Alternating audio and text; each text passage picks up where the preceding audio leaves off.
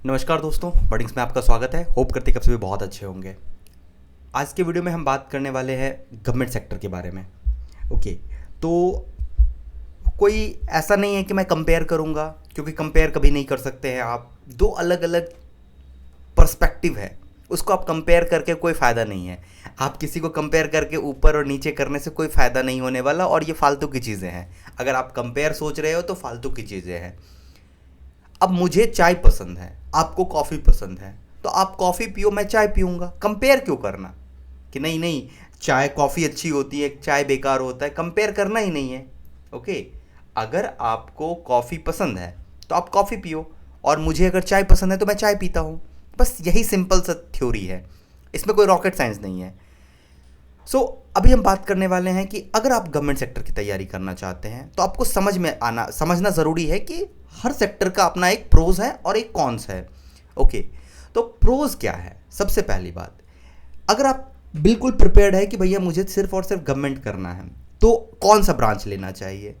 हर branch में government sector का opening open है, एक दरवाजा है, हर ब्रांच के लिए खुली हुई है। लेकिन फिर भी, to be very frank, if you are from civil, electrical, mechanical, triple E, even electronics itself, you have bit age, but CSE का भी गवर्नमेंट सेक्टर में वैकेंसी आती है।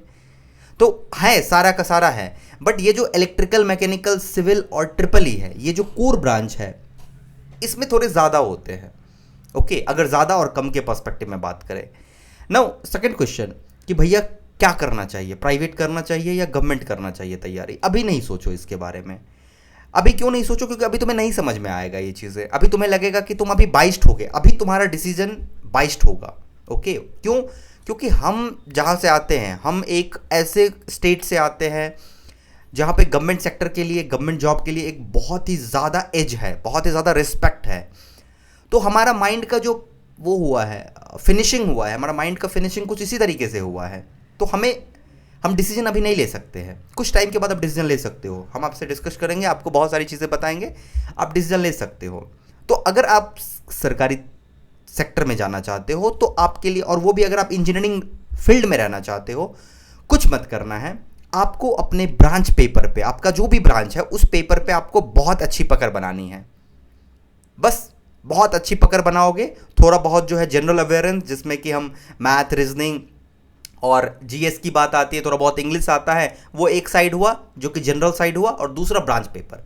अगर आपको इन दोनों पे पकड़ है, डैम श्योर कि आपको सरकारी नौकरी मिल जाएगी।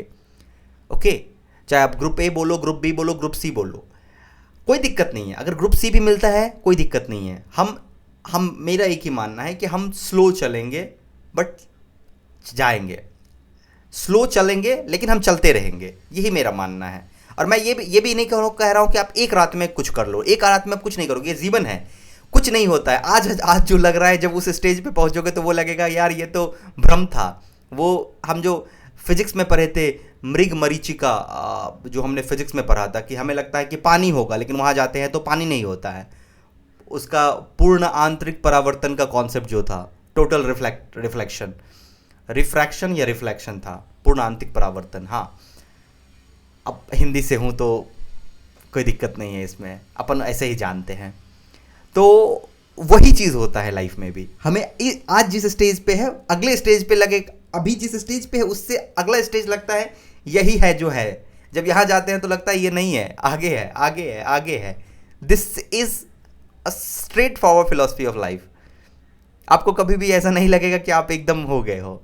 तो इसलिए स्टार्ट कहीं से भी करेंगे। अगर गवर्नमेंट सेक्टर की तैयारी करना चाहते हैं, लेट्स से एग्जांपल, अगर किसी को लग रहा है कि वो इनकम टैक्स बढ़ना चाहता है, वो कस्टम ऑफिसर बनना चाहता है, वो सीजीएल में, मिनिस्ट्री में जाना चाहता है, तो you can start with SSC CGL. Preparation CGL का करो, एलडीसी भी मिले तो एलडीसी लेके निकल जाओ, फिर वहाँ से आगे बढ़ते जाएंगे। Those who are preparing for civil services, कोई दिक्कत नहीं। अगर स्टेट पीसीएस भी निकला, स्टेट पीसीएस निकाल के हम तैयारी करके आगे बढ़ाएंगे। कोई अगर चाह रहा है कि मुझे इंजीनियरिंग सर्विस निकालना है, कोई बात नहीं है, आप कोई सा भी इंजीनियरिंग लेवल का जॉब लो, चाहे वो ग्रुप डी हो, ग्रुप सी हो, ग्रुप बी हो, कोई सा भी लेके हम आगे तैयारी अपनी जारी रखेंगे इंजीनियरिंग सर्विस के लिए। 30 साल तक हमें लड़ते रहना है। आज अगर आप 22-23 के हैं तो आपको 30 साल तक ये लड़ाई जारी रखनी पड़ेगी आपको। ये 30 साल तक लड़ोगे तभी हम जीवन का कुछ बेहतर अनुभव कर सकते हैं। मैं अभी उस स्टेज पे नहीं हूँ कि मैं बता सकूँ कि कहाँ पहुँचा हूँ। ओके, 30 साल जब हो जाएगा तब मैं बताऊँगा कि जो ये जो फिलॉसफी है वो कितना सही है। सो साइनिंग ऑफ। अगर आप किसी भी गवर्नमेंट जॉब की तैयारी कर रहे हैं, कोई दिक्कत नहीं है, यू कैन।